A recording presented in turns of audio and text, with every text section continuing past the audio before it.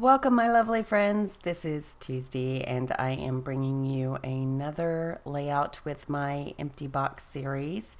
And if you are just now following on this empty box series, it is where I put together a bunch of old kits and scraps and threw them in a big old box. And I am working my way through them since September. I will have a link for that video at the end of this video. So I took a piece of this crate paper Pretty Party for the background, and I end up not using it the way that I thought I would. I thought I'd use the entire piece there as the background, but I'm going to switch that up a bit. Some of the other papers that I used were from my scraps and from a 6x6 paper pad that was Maggie Holmes from one of her older collections.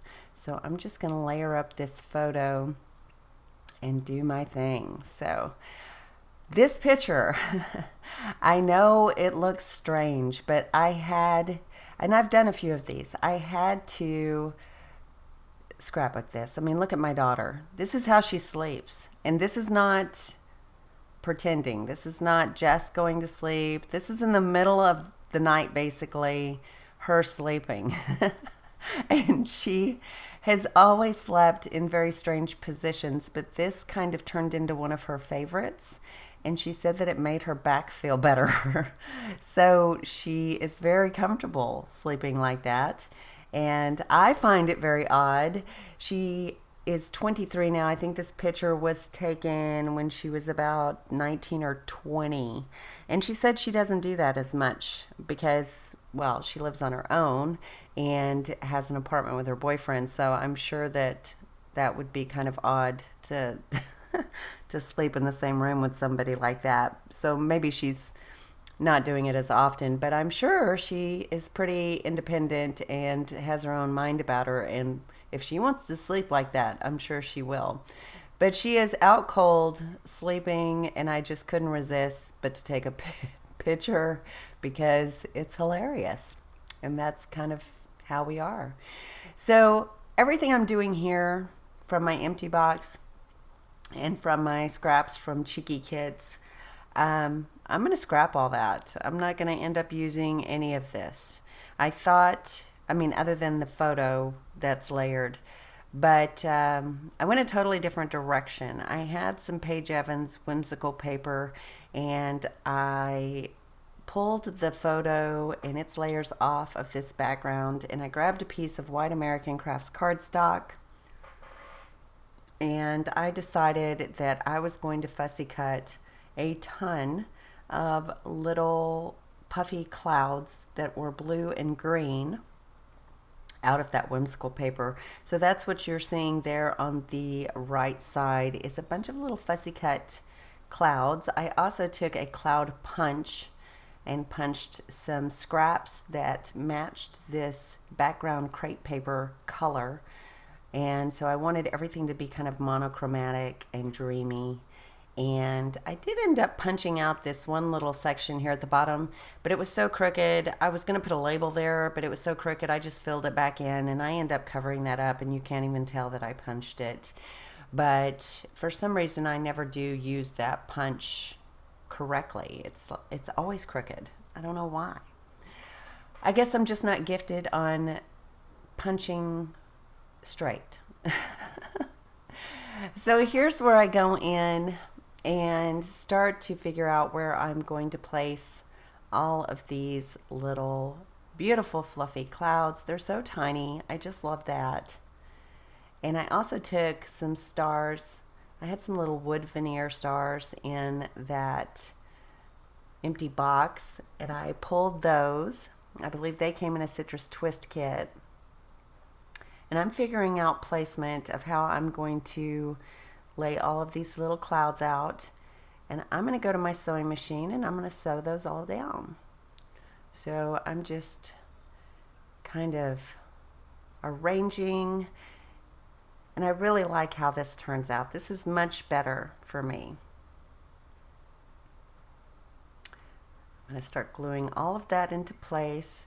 Now I didn't put much glue on the back of these little puffy clouds because I am going to sew them down. So there was no need to gum up my needle, but if you do use glue and you decide to use your sewing machine, just make sure that the glue is completely dry before you run it through your machine so you don't have any problems. And isn't that so cute? I just love that. Now this will be airing on Valentine's Day, and I don't know if you have special plans with your loved ones, but Alan and I really don't have set plans. We're just kind of winging it. He's been out of town for business, and he got back in last night, and we were both pretty tired and just haven't really put together anything. So we may, it's 80 degrees here today. We may go out and sit on a patio somewhere and just enjoy the beautiful weather and have some iced tea and, you know, salmon or something like that. I don't know. We'll see. We'll see how he feels when he gets home. He's saying that the air conditioning is out at work in his building, which is very odd because it's a really nice building.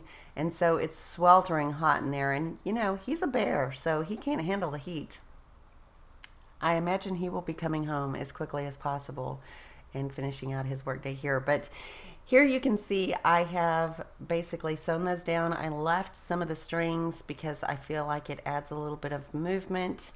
And I went into my empty box and I found this giant die cut that was from a Paige Evans Turn the Page ephemera line, and it says "Let's Stay Home," and I thought that was perfect for this layout.